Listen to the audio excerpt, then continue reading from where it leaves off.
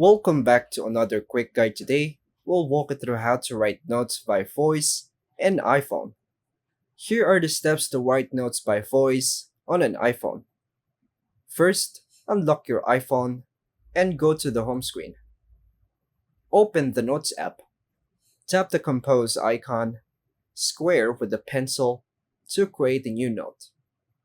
Tap anywhere inside the note to bring up the keyboard. On the keyboard, look for the microphone icon next to the spacebar.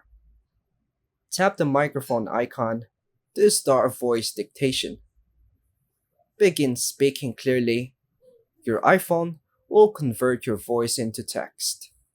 Say punctuations like comma, period, or new line if needed. Pause briefly if the text stops appearing. Then continue talking. If the mic icon turns off, tap it again to resume dictation. When you're done speaking, tap any characters on the keyboard like spacebar. Review the text manually, correct any mistakes if needed. Tap Notes in the top left corner to save the note.